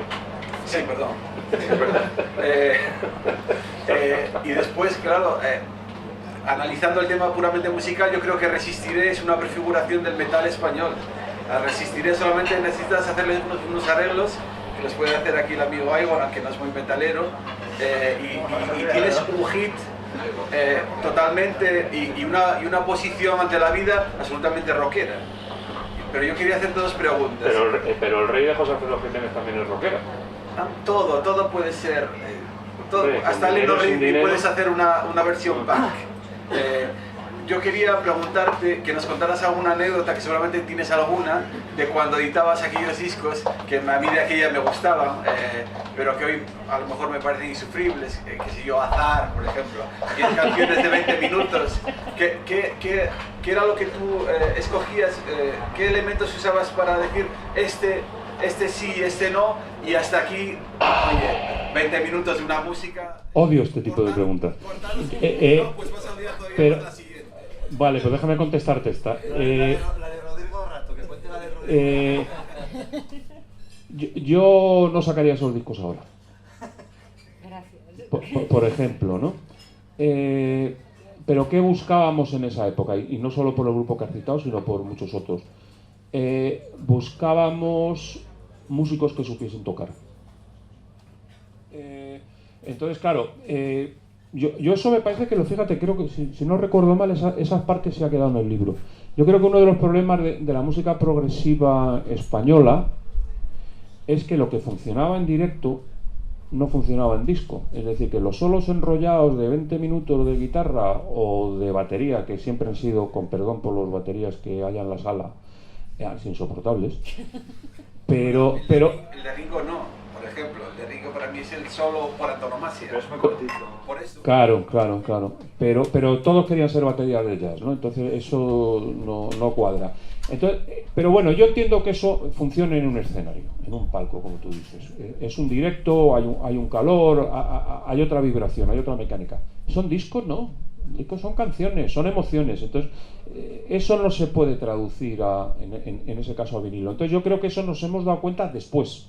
Mira, yo haciendo la lista de Spotify, y sobre todo porque me ha tocado, cuando se me atasca el ordenador, ha sido justo en esa época de la música progresiva. Yo he tenido problemas. No, pero es que por ejemplo, yo tengo recuerdos muy buenos de un disco de música dispersa en el que estaba Sisa. Es que Al final he cogido una canción porque es la más corta. Porque es que, o sea, es inaudible. O sea, y eso me gustaba y yo ponía eso en la radio, ¿sabes? Pero es que me pasa lo mismo con la Orquesta Mirasol. Sí, no, pero el primer disco, porque estoy en el primer disco, no he llegado a eso todavía, ¿no? Y una cosa insoportable. En cambio, Máquina me gusta. O sea, Máquina me ha aguantado el tirón. Es más, y eso me gustaba. Pero es que hacía esfuerzos porque me gustase.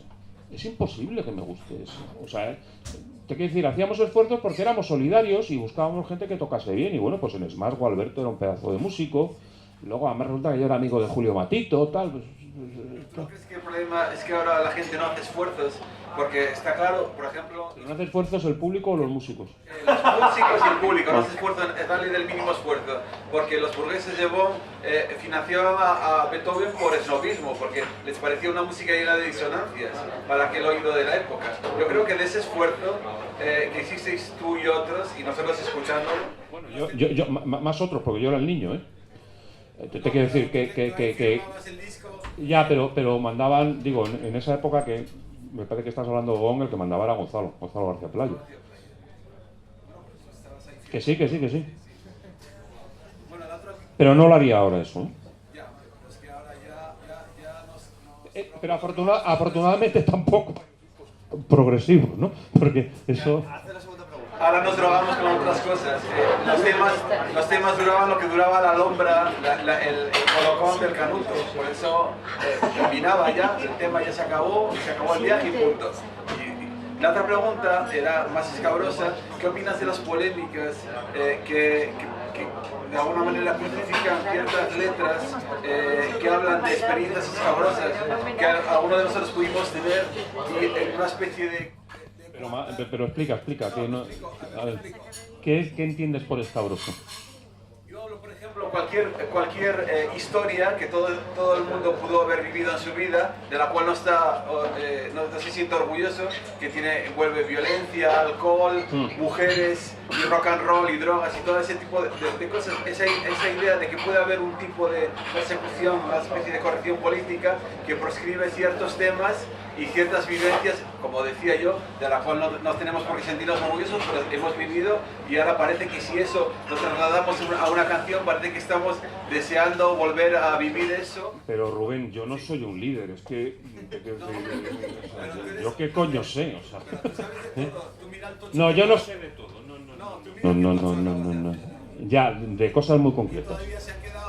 Yo quiero las 300 páginas que... Que no, hombre, que eso es como las remezclas esas y el Director Cut, que lo que no ha servido, no ha servido. O sea, no... O sea, esto que me venden el Sgt. Pepper, que nos hemos cabreado, pero ¿me quiere usted poner el Strawberry Fields Forever como Dios manda, no la maqueta? Que es que eso no me interesa. Y además, si lo han dejado fuera, por algo será. O la gente es tonta. O sea, los Beatles son tontos, George Martin son tontos, y entonces ahora los listos son... Venga ya, no.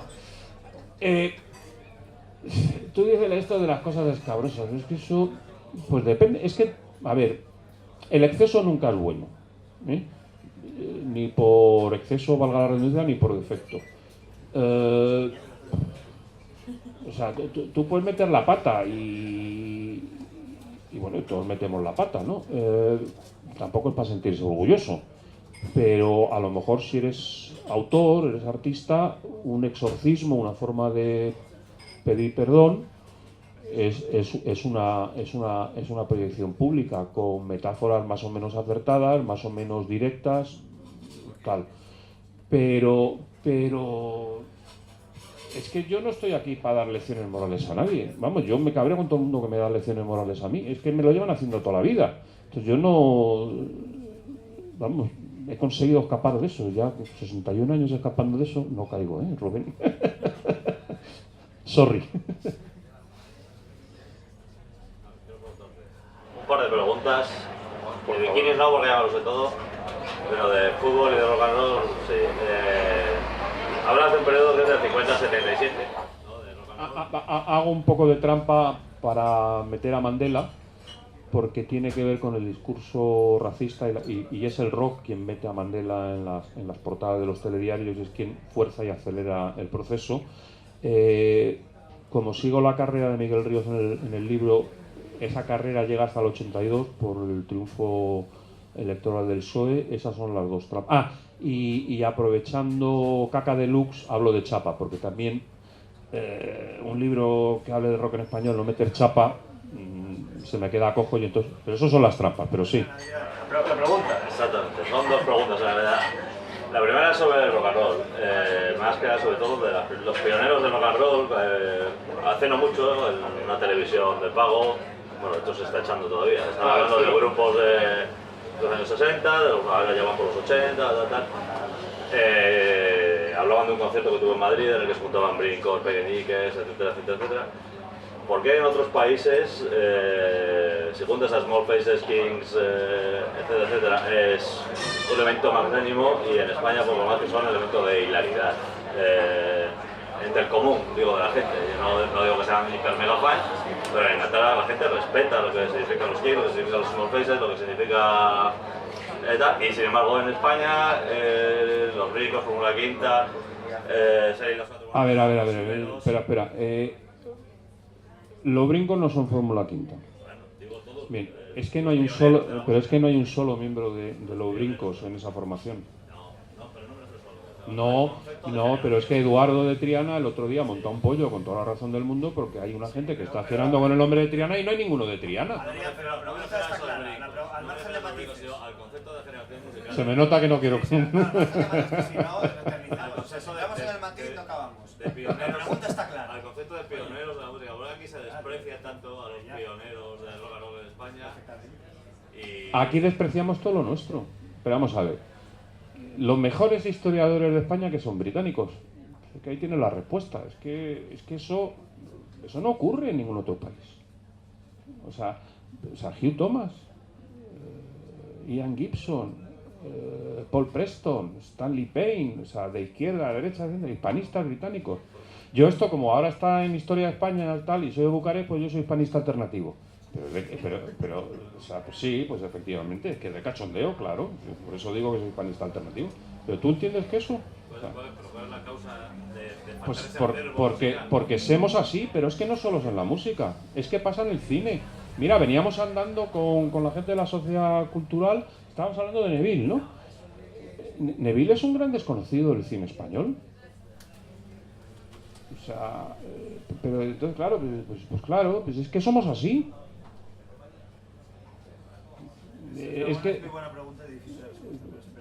Pero es que somos así, que ahora la pregunta es ¿por qué somos así? No lo sé. Claro, pero no, porque la pregunta es esa, si yo pues estaba dando vueltas, porque yo sabía que la pregunta en realidad era ¿por qué somos así? Es que no lo sé. ¿Somos muy individualistas? Pues a lo mejor.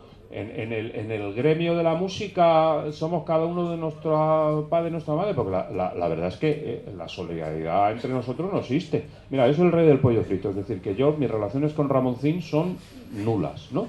Bien, pero me parece que a Ramoncín, sus compañeros de profesión le han tratado fatal. Ramoncín ha dado la cara, se ha partido la cara por sus compañeros autores, esto lo hablamos el día que nos conocimos, no ha salido nadie a defenderle. Entonces, o sea, tiene que decir, y a mí Ramoncín me cae como una pata en los huevos, y además creo que yo llevaba razón pensando. Pero ¿cómo le va a defender a Ramoncín si el guitarrista que llevaba cuando salió que sí, que ya lo Cellini, sé, que sí, era argentino, tocaba de espaldas? Que sí, hombre. Y las canciones eran de Ramiro, que sí, que si todo eso lo sé, yo no quería a Ramoncín para nada, sí, pero que no estoy hablando de eso, que lo que digo es que cuando él sale a defender los derechos de todo un colectivo, el colectivo no lo apoya. Cuando él sale en el Viña Rock y le tiran CDs cortados, por lo de las GAE, por las razones que sea, porque cae mal, porque igual se lo tiene hasta... Pero cuando salen ahí hay 80 bandas que tocan en ese festival. Y nadie dice ni Todas esas bandas reciben su cheque de autores, y algunos de ellos muy jugosos, en parte gracias a él. Nadie sale a defender y tal. Yo me refiero más... O sea, nos referimos más a eso, al margen de que nos caiga bien, que nos caiga mejor, de que su importancia sea más o menos relativa, tal. Pero sí me refiero a que él defiende una sociedad de gestión y todo el mundo se cae a la boca. Bueno, pero si es que le pasa con Manolo García, que le dice que no sé qué, de que está en contra del canon digital, y Manolo García es el que más dinero cobra del canon digital. Y dice, bueno... Está muy bien, Igor, nos caiga bien o nos caiga mal. Exacto. ¿Qué tiene que ver caer bien o caer exacto, mal exacto. para enjuiciar Claro. tu trabajo? Mira, yo solo he visto un movimiento de solidaridad entre los músicos que ha sido ahora con el anuncio de Mau. que además se ha conseguido retirar, pero, coño, tengo 61 años y llevo trabajando en eso de que tenía 15. Es lo único que he visto, o sea, es una cosa... Y luego he visto a lo mejor movimientos de solidaridad ocultos en gente que no es del rock, como Julio Iglesias o Rafael. A mí no me gusta Rafael, pero Rafael, cuando había huelgas de actores, de actrices, del gremio de lo que se llamaba el sindicato del espectáculo vertical, la caja de resistencia la financiaba Rafael. Y esto me lo ha contado un compatriota vuestro, Víctor Manuel, o sea, de aquí de Mieres, o sea, entonces, y Víctor era del PC en aquella época. Entonces, bueno, pues son cosas que te sorprenden. Un poco, sí que hay cierto respeto por los músicos de comillas, en la sociedad en general, por los músicos de los 80, no sé, pues por Roquillo, por Alaska, por Radio Cultura, etc. Sin embargo, los artistas de los 60, y ya no los conocidos como Brancos, o sea, Bravos, Íberos, Sellos de Moneda, Lone Stars, etc. Canarios, Arlequines. Es gente que poco más que produce la risa la gente, o sea, no hay un acervo cultural, un acervo musical con respecto a esos pioneros. Es que tampoco hay un periodismo musical, es que no hay una crítica musical seria, o sea, es que no ¿dónde ves tú un medio que apoye esto? No lo ves, o sea, no... Te quiero decir, ¿hay alguien que hable de la importancia de Mariní Callejo en Los Brincos? ¿Hay alguien que hable de la importancia de Ben Miló? Es que es una rueda, o sea, ¿sabes lo que te quiero decir? O sea, a lo mejor FM hace una cosa de vez en cuando, en eso que Cuadernos de FM, ¿no? Que es una revista que tienen de pago. Pero no, es que no quieren, no interesan. Y luego vivimos bajo la dictadura del clic. Con lo cual, o te inventas un titular, o no hay clics. Como se inventaron en mi caso, en el Confidencial, lo de Rodrigo Rato, que comentaba Igor, era para sacar clics. Y pues sí, pues luego fue portada de Menéame y eso, pero vamos, la gente que se usa portada de Menéame, nadie lee el artículo. Se han quedado con... No, porque es verdad, ¿no? Pero bueno, hay que decir que si lo han visto 100.000 personas el clic, digo, y han leído el 1% de esas 100.000 personas, pues vale, pues bien, me mola, ¿no? Pero tampoco estamos hablando aquí de un bestseller, ¿eh? Y lo otro, he dicho que de bikinis me lo sé todo, de fútbol, casi todo. ¿Qué diferencia hay entre el bikini y el dos piezas? ¿Qué diferencia hay entre el bikini y dos piezas? El tamaño, fundamentalmente. El ombligo. Bueno, el tamaño, porque lo hubiera llegado más arriba. Es más fácil decir el ombligo, hombre. El tamaño puede ser de otra cosa. Sí, dos tamaños. Sobre el fútbol, hay una especie no sé cómo decirlo, se vitupera al fútbol y al aficionado al fútbol y el fútbol como vertebrador de una sociedad cultural y de creación de unos valores sociales, no solo sociales, sino no sé, de lo que representa el fútbol, permite viajar a la extranjero, conocer otras culturas, ciertos valores que han tenido determinados futbolistas, determinados entrenadores, tanto políticos como filosóficos, como movimientos incluso contra políticos. Y fachas. Y fachas y del otro lado. ¿Por qué hay esa leyenda negra sobre el fútbol? Amigo, esto necesito un gin tonic. De visita, por favor. Esta me gusta. Vamos a hablar de los periodistas. La leyenda negra está cimentada en una falacia. Los futbolistas son tontos. Los futbolistas son lerdos. Bien, eso se lo han inventado los periodistas. Porque, curiosamente, los lerdos y los bobos eran los periodistas, no los futbolistas. Yo en el libro doy un dato que entre finales de los años 50 y principios de los 60, el oficio de futbolista era proporcionalmente el que más licenciados universitarios aportaba a la sociedad española. Estamos hablando de una sociedad española que no llegaba a los 200.000 inscritos en la universidad. Bien, eso se ha ido transmitiendo de generación en generación de periodistas. ¿Qué esto que tiene que ver con tu pregunta? Es que es el mismo efecto. Es que nos cuentan unos rollos que no tienen nada que ver. Es que ellos... Vamos a ver. ¿Tú conoces un país en el que haya al menos 4 periódicos de tirada nacional diarios de fútbol. El Marca, que es el que más vende, pero que vende más que El País, que Nueva España, que La Vanguardia, el que más vende. En ese top 10 de los más vendidos hay 3, que son el Marca, el As y el Sport.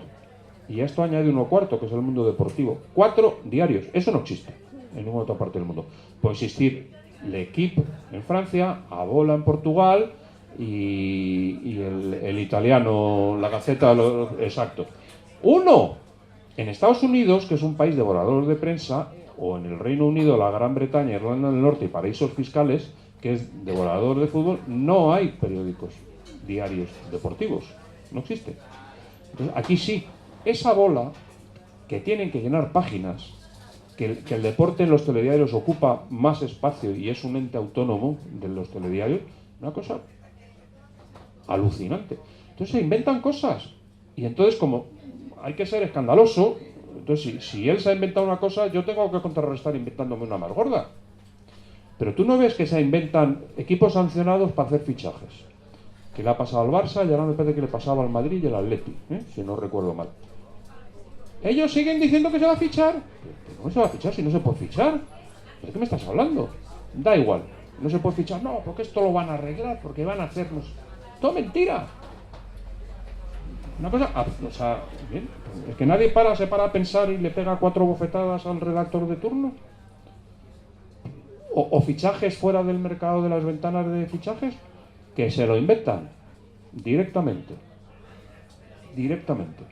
Lo siento mucho, pero es así. Mira, había uno, José María García, el butanito, el presidente de la Federación Española de Fútbol más vilipendiado hasta que ha llegado Villar era uno que se llamaba Pablo Porta.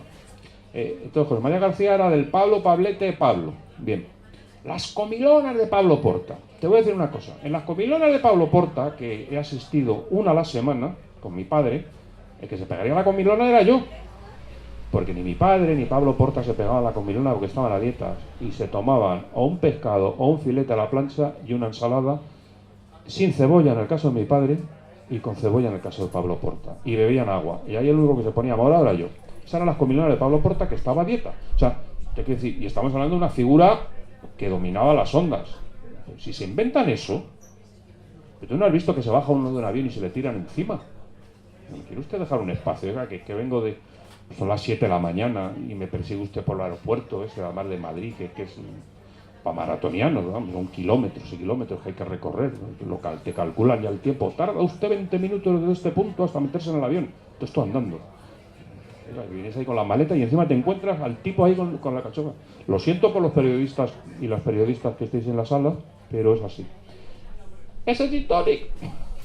Que ya se nos va haciendo tarde. Que no me quieres dar el en la barra, sí, ¿no? Tranquilamente. Joder, pero es que tengo que pasar de aquí a ahí, ¿tú crees? A mi edad, ¿sí? Llevamos el taburete para ahí. Sí, ¿no? Me llevas en vitrina, ¿no? Exactamente. No sé si te he contestado la pregunta. No sé si te he contestado la pregunta. Bueno, o sea, es que me parece que hay un déficit de conocimiento de cierto fútbol que sí que tiene, pues no sé, de Sócrates, de lo que verdaderamente pensaba Johan Cruyff, de ciertos incluso futbolistas españoles. Yo creo que de Johan Cruyff sabemos todo lo que pensaba, ¿eh? Bueno, no. República Corintiana. Pero de Sócrates a lo mejor sabemos menos, pero de Cruyff, vamos, o sea, a Dalí le llamaban Navidad Dólares, pues el hijo era Johan Cruyff. Otra cosa es lo que nos han contado de Johan Cruyff. No, pero parece que es que no hay nada, que están vacíos todos. Da igual. Ah, no, claro, pero eso te lo he dicho, son los periodistas, claro. Que no les interesa hablar de eso, ¿no? Por ejemplo, hay un libro que recomendamos mucho, que es uno que ha salido sobre el San Paoli, ¿no? El equipo de Hamburgo, ¿no? Bueno, pues mira, ahí hay un libro, ¿no? Que hay otro fútbol, ¿no? O sea, te quiero decir, y además no es de la editorial en la que yo estoy, ni, o sea, no... El libro está estupendo, ¿no? Bien, pero luego también hace falta tener interés. Digo, porque la gente publica el libro, lo traducen y tal, pero si luego no va la gente y lo compra, y se está vendiendo, ¿eh? O sea, que afortunadamente eso tiene repercusión donde la tiene que tener. Pero tú has visto que el Marca o el As hable de eso. Claro. ¿Tú has visto que el Pedrerol, en el Chiringuito, los jugones, hable de eso? No interesa. Interesa hablar de las apuestas, que es el cáncer del deporte. No es el doping, son las apuestas. Interesa hablar de otras cosas. Adrián, pero ¿la culpa será de los periodistas o de los dueños de los medios? Porque yo tenía un amigo que estudió periodismo para cambiar el mundo, se dio cuenta de que no, de que tenía que intentar tener un periódico para cambiar el mundo. Pobre. Ya, pero muchas veces los dueños también son periodistas, ¿eh? O son accionistas importantes, digo, porque ya si entramos en el berenjenal de las participaciones accionariales, ahí hay mucha tela que cortar, ¿no? Y luego hay dueños que son estupendos, ¿no? Como la señora esta del Washington Post, ¿no? Catherine Graham, ¿no? Pero, quiero decir, o el inglés este, el que competía con Murdoch, que Robert Maxwell, ¿no? Porque todo eso depende, ¿no?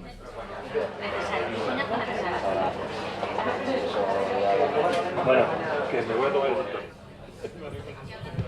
pues bueno, que muchas gracias a todos por venir, gracias Adrián y Silvia Igor, así que nada, aquí os dejamos con el tomando un gin tonic si queréis seguir hablando de alguna cuestión. Gracias.